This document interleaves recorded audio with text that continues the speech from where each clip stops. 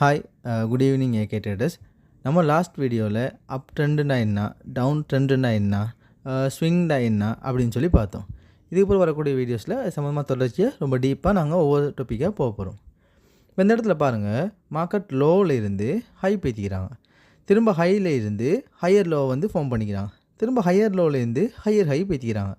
இந்த ஒரு ஸ்ட்ரக்சரை வந்து நாம் ஸ்விங்டு தான் சொல்லுவோம், அப் ட்ரெண்டுன்னு சொல்லி சொல்ல மாட்டோம். அதே மாதிரி ஸ்விங் திரும்ப திரும்ப வரும்போது அதை அப் ட்ரெண்டுன்னு சொல்லுவோம்.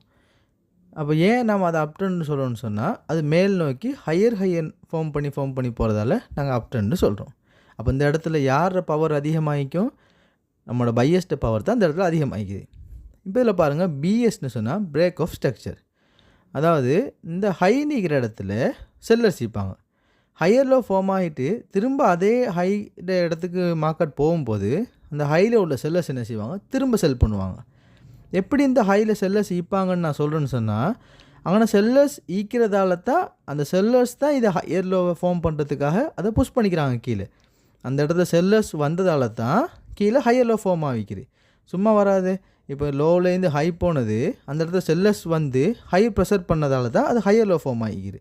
அப்போ திரும்ப இந்த ஹையர் லோவிலேருந்து அந்த ஹை இடத்துக்கிட்ட போகும்போது அந்த ஹையில் உள்ள செல்லர்ஸ் வந்து திரும்பவும் அதை கீழே புஷ் பண்ண தான் பார்ப்பாங்க, அவங்களோட இடத்த விட்டு கொடுக்க மாட்டாங்க. மார்க்கெட் திரும்ப அதே இடத்துக்கு வரும்போது திரும்ப வந்து ஆட்டி கீழே போ அப்படின்ற மாதிரி தான் கீழே அடிப்பாங்க. ஆனால் அதையும் தாண்டி மார்க்கெட் மேலே போகும்போது அதுக்கு அர்த்தம் எப்படின்னா, அந்த இடத்துல உருவாக்கப்பட்ட ஸ்ட்ரக்சரை மார்க்கெட் பிரேக் பண்ணிவிட்டு, அதனால தான் அந்த லைனை பாருங்கள் பிரேக் ஆஃப் ஸ்ட்ரக்சர்னு நம்ம சொல்கிறோம். இதே மாதிரி அப் ட்ரெண்டில் மார்க்கெட் போகக்குள்ள பிரேக் ஆஃப் ஸ்ட்ரக்சரை உருவாக்கிட்டு தான் மார்க்கெட் போகும். இந்த இது வந்து தியரட்டிக்கலாக அப் ட்ரெண்ட்னா என்ன, இப்படி தான் அப் ட்ரெண்ட் போவோம், லோலேருந்து ஹை போவோம், ஹைலேருந்து ஹையர் லோ போவோம், திரும்ப அந்த பிரேக் ஆஃப் ஸ்ட்ரக்சரை உடச்சி ஹையர் ஹை போவோம். இப்படியே போச்சுன்னு சொன்னால் இது ஒரு அப் ட்ரெண்ட். இதில் பையஸ்ட் இது தான் ரொம்ப ஸ்ட்ராங்காக ஆகிக்கும். இது தேரியாக ஒரு பை அப் ட்ரெண்ட் வந்து இப்படி தான் ஆகிக்கும் அப்படின்னு நான் உங்களுக்கு சொல்கிறேன். இப்போ பாருங்கள், உண்மையாக ப்ராக்டிக்கலாக நம்ம போகும்போது அப் ட்ரெண்ட் எப்படி ஃபார்ம் ஆகும்னு சொல்லி நம்ம பார்ப்போம். அப்போ இது அதே ஸ்ட்ரக்சர் தான், அதே அப் ட்ரெண்ட் தான். ஆனால் அந்த இடத்துல பாருங்கள் கொஞ்சம் டிஃப்ரெண்ட் பண்ணி வச்சுக்கிறேன். என்னென்னு சொல்ல பாருங்கள், மார்க்கெட் அதே மாதிரி தான் லோலேருந்து ஹை போகுது, ஹையர் லோ ஹையர் ஹை, திரும்ப higher low higher high, higher low higher high. Market அப்போதை பார்த்த அதே முன்னாடி பார்த்த அதே சார்ட் படி அப் ட்ரெண்ட் தான் போய்த்துட்டிக்கிறி. ஆனால் அந்த இடத்துல பாருங்கள், இதே மாதிரி நார்மலாகவே மார்க்கெட் போகுமா? உங்களுக்கு நீங்கள் பார்த்துருப்பீங்க, உங்களுக்கு தெரியும். Market higher high higher low higher high higher லோன்னு டீசெண்டான முறையில் போய்த்துக்கிட்டிக்குமா? இல்லை. இந்த இடத்துல பாருங்கள், ஒரு ஹையர் ஹை ஃபார்ம் ஆகிட்டு அதுக்கப்புறம் பாருங்கள் மார்க்கெட்டை சாதாரணமாக ட்ரேட் பண்ணுவோம், என்ன செய்வாங்க, மார்க்கெட் ரேட் கீழே வருது அப்படின்னு நினைப்பாங்க, இந்த இடத்துல செல் போடுவாங்க. ஆனால் மார்க்கெட் என்ன செஞ்சிரு, ஹையர் ஹை போய்த்துரு. ஏன்னா நம்மளுக்கு தெரியும், ஸ்மார்ட் மணிக்கு தெரியும் இது வந்து அப் ட்ரெண்டில் போகுதுன்னு சொல்லி. அப்போ நார்மலாக ட்ரேட் பண்ணுறவங்க என்ன செய்வாங்க, இந்த இடத்துல செல் பண்ணுவாங்க, ஆனால் மார்க்கெட் என்ன செய்யும், பை ஆகிடும். இந்த மாதிரி வாரதை நாங்கள் சொல்லுவோம் வந்து இன்டர்னல் ஸ்ட்ரக்சர். மார்க்கெட் வந்து டீசெண்டான முறையில் ஹையர் ஹை ஹையர் லோ கொடுத்துட்டு மார்க்கெட் மேலே போகாது, அதுக்குள்ளுக்க இன்டர்னல் ஸ்ட்ரக்சரை உருவாக்கும். அதை நாங்கள் மார்க்கெட்டில் வரக்கூடிய கரெக்ஷன் அப்படின்னு சொல்லுவோம். பொதுவாக இந்த பிரேக் ஆஃப் ஸ்ட்ரக்சர் நம்ம பார்த்து தானே, அந்த பிஎஸ்ஸை எப்போ மார்க்கெட் உடைக்குதோ அதுக்கு பிறகு ஒரு கரெக்ஷனை நம்ம எதிர்பார்க்கலாம்.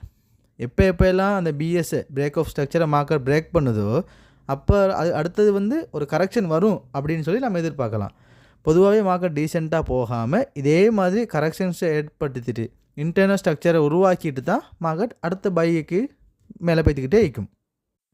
இதில் நான் சொல்லித்தர ஒவ்வொரு விஷயமாக நீங்கள் வந்து ஞாபகம் வச்சுக்கிட்டே வாங்க.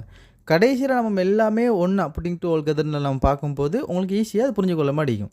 இப்போ முன்னாடி வீடியோவில் பார்த்தோம் பிரேக் ஆஃப் ஸ்ட்ரக்சர்னா என்ன, அப் ட்ரெண்ட்னா என்ன, ஹையர் லோனா என்ன, ஹைனா என்ன அப்படின்னு பார்த்தோம். அது ப்ராக்டிக்கலாக இப்போ மார்க்கெட் ரியலாக எப்படி இருக்க போகுது, அந்த இடத்துல இன்டர்னல் ஸ்ட்ரக்சர்ஸை உருவாக்கிட்டு தான் ஹையர் ஹை போவோம் அப்படின்னு பார்க்குறோம். அப்போ ஒவ்வொரு பிஎஸும் ஒவ்வொரு பிரேக் ஆஃப் ஸ்ட்ரக்சருக்கு பிறகும் மார்க்கெட் வந்து ஒரு கரெக்ஷனை கொடுக்கும், இன்டர்னல் ஸ்ட்ரக்சரை உருவாக்கும் அப்படின்னு ஞாபகம் வச்சுக்கோங்க. அப்படி ஒவ்வொரு நாள் நீங்கள் பார்த்துட்டு போகும்போது மொத்தமாக நம்ம கடைசியில் எல்லாத்தையும் ஒன்றா சேர்ந்து எப்படி என்ட்ரி எடுக்கிறேன்னு பார்க்கும்போது உங்களுக்கு ஈஸியாக புரிஞ்சிடும். சேம் திங் அதே மாதிரி தான் அப் ட்ரெண்டில் அது போகும்போது டவுன் ட்ரெண்டில் இப்படி வரும். டவுன் ட்ரெண்டில் பிஎஸ்ஸை இப்படி லோவர் லோ வந்து ப்ரெஷர் கொடுத்து அதை பிரேக் பண்ணி கீழே போய்த்துக்கிட்டே இருப்பாங்க. இந்த இடத்துல வந்து செல்லர்ஸ்ட பவர் தான் அதிகமான செல்லர்ஸ் இருப்பாங்க. மற்றபடி அதே மாதிரி தான். அது அப் ட்ரெண்டில் பேசிக், இது டவுன் ட்ரெண்டில் பேசிக் சார்ட் வந்து இப்படி தான் இருக்கும். இப்போ அடுத்து நம்ம அதில் ரியலாக எப்படி இருக்குன்னு சொல்லி நம்ம பார்ப்போம். இப்போ இதில் பாருங்கள், மார்க்கெட் ரியலாக ஓடும்போது எப்படி போகுது, அதே மாதிரி டவுன் ட்ரெண்ட்லேயும் இன்டர்னல் ஸ்ட்ரக்சர்ஸை உருவாக்கும்.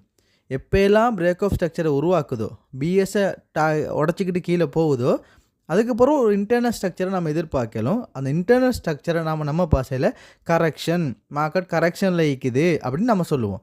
திரும்ப அந்த கரெக்ஷனை முடிச்சுட்டு மார்க்கெட் என்ன செய்யும், திரும்பவும் பிரேக் ஆஃப் ஸ்ட்ரக்சரை உடச்சிக்கிட்டு போவோம், திரும்ப லோ ஃபார்ம் ஆகும், இப்படியே போய்த்துக்கிட்டே இருக்கும். இதை தான் நம்ம டவுன் ட்ரெண்ட்னு சொல்லுவோம். இது மார்க்கெட்டில் வந்து ரியாலிட்டியாக இந்த மாதிரி தான் நடக்கும். இப்போ பாருங்கள், அப் ட்ரெண்டை பொறுத்த வரைக்கும் ஹையர் லோங்கிற பாயிண்ட், அந்த இடத்துல வரக்கூடிய பாயிண்ட்டு தான் ஸ்ட்ராங் ஆகிக்கும்.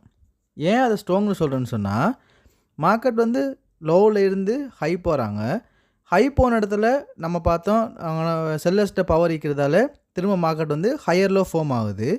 திரும்ப அந்த ஹையர் லோ அந்த ஹை கிட்ட போகும்போது என்ன செய்யணும், அந்த ஹையில் உள்ள செல்லர்ஸ் வந்து ஸ்ட்ராங்காக இருந்தால் என்ன செய்வாங்க, மார்க்கெட் திரும்ப அப்படியே கீழே அடிச்சு விட்ருவாங்கன்னு பார்த்தோம். ஆனால் அந்த இடத்துல என்ன நடக்குது, அந்த ஹையையும் பிரேக் பண்ணி மார்க்கெட் மேலே போகுது. அப்படின்னா இதில் யார் ஸ்ட்ராங் ஆகிக்கிறாங்க, இந்த ஹையர் லோவில் இருக்கிறவங்க தான், பையர்ஸ் தான் ஸ்ட்ராங் ஆகிக்கிறாங்க. அதுலேயும் இந்த பாயிண்ட்டில் வரக்கூடியவங்க ஸ்ட்ராங் ஆகிக்கிறாங்கன்னு சொல்லி அர்த்தம். இப்போ நம்ம வந்து ஸ்மார்ட் மணி இதில் எங்கே போட போகிறோம், எப்படி சம்பாதிக்க போகிறோம்னு சொன்னால், நம்ம என்ட்ரி எடுக்கும் போது இந்த ஹையர் லோங்கிற இடத்த பிடிப்போம். இந்த இடத்துல தான் என்ட்ரி எடுப்போம். நம்ம எங்கே எக்ஸிட் ஆகும்னு கேட்டால், ஹையர் ஹை இன்னும் ஃபார்ம் ஆகும் தானே, அதில் எக்ஸிட் ஆக போகிறது இல்லை. ஏன், ஒரு மார்க்கெட் வந்து பிரேக் ஆஃப் ஸ்ட்ரக்சரை பிரேக் பண்ணிட்டா எந்த நிமிஷமும் கரெக்ஷன் வரலாம், எந்த நிமிஷமும் இன்டர்னல் ஸ்ட்ரக்சர் வரலாம். அது எங்கே வரும்னு நம்மளுக்கு தெரியாது. பிரேக் பண்ணின உடனேயும் கரெக்ஷன் வந்துடலாம், இல்லாட்டி கொஞ்சம் தூரம் மேலே போய்த்தும் ஹையர் ஒரு ஃபார்ம் பண்ணிட்டும் கரெக்ஷன் வரலாம். ஆனால் பிரேக் பண்ணுனா கரெக்ஷன் வரும், இன்டர்னல் ஸ்ட்ரக்சர் உருவாக்குங்கிறத நம்ம படிச்சுக்கிறோம். அப்போ நம்ம என்ன செய்ய போகிறோம், ஹையர் லோவில் என்ட்ரி எடுக்க போகிறோம். இந்த பிரேக் ஆஃப் ஸ்ட்ரக்சர் வரக்கூடிய அந்த ஹைங்கிற பாயிண்ட்டில் நாம் எக்ஸிட் ஆகிடுவோம், நம்ம வெளியாகிடுவோம். அப்போ எங்களுக்கு சூறாக தெரியும், இந்த ஹையர் லோ வந்து ஸ்ட்ராங்காக இருந்தால் அந்த ஹை மட்டும் போகும், ஹையை பிரேக் பண்ணணும்னு தெரியும். அதனால் பிரேக் ஆஃப் ஸ்ட்ரக்சர் வரும்போது நம்ம அந்த இடத்துல ப்ராஃபிட்டை புக் பண்ணிட்டு வெளியாகிட போகிறோம். இது வந்து தியரியாக நான் எப்படின்னு சொல்கிறேன். அதே மாதிரி தான் ப்ராக்டிக்கலும், பெருசாக ஒன்றும் இல்லை. அதே மாதிரி தான் ஸ்ட்ராங்கான இடத்துல நாங்கள் ரிவர்சல் பார்க்க போகிறோம், ரிவர்சல் இடத்துல ட்ரேட் எடுக்க போகிறோம். மார்க்கெட்டை பிரேக் ஆஃப் ஸ்ட்ரக்சர் வரும்போது அந்த இடத்துல எக்ஸிட் ஆக போகிறோம். இதுதான் அப் ட்ரெண்ட். அது வந்து தியரிட்டிக்கலாக, இது வந்து ப்ராக்டிக்கலாக. இதே மாதிரி தான் நம்ம டவுன் ட்ரெண்ட்லேயும் ட்ரேட் எடுக்க போகிறோம். லோவர் ஹையில் என்ட்ரி எடுக்க போகிறோம். அந்த லோவில் வரும்போது பிரேக் ஆஃப் ஸ்ட்ரக்சரை பிரேக் பண்ணும்போது சேஃபாக எக்ஸிட் ஆக போகிறோம். பெருசாக ஒன்றும் இல்லை. சேம் அப் ட்ரெண்டில் என்ன பார்த்தோமோ அதே மாதிரி தான் டவுன் ட்ரெண்ட்லேயும் பிரேக் ஆஃப் ஸ்ட்ரக்சர் எப்போல்லாம் வருதோ அதுக்கப்புறம் ஒரு கரெக்ஷன், இன்டர்னல் ஸ்ட்ரக்சரை உருவாக்க பார்க்கும். அதனால் நம்ம அந்த பிரேக் ஆஃப் ஸ்ட்ரக்சரோடைய எக்ஸிட் ஆகிரும்.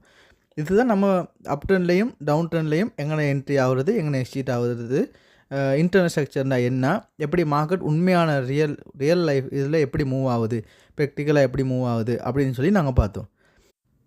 ஓகே ட்ரேடர்ஸ், நான் இன்றைக்கி விளக்கப்படுத்துனது உங்களுக்கு புரியும்னு நினைக்கிறேன். தொடர்ந்து இந்த வீடியோஸில் தொடர்ந்து இந்த சீரிஸ் அப்படியே பார்த்துட்டு வாங்க. உங்களுக்கு ஒவ்வொன்றா பேசிக்காக நான் சொல்லித்தர போகிறேன். நெக்ஸ்ட் வீடியோவில் நம்ம சந்திப்போம். ஓகே, பாய்.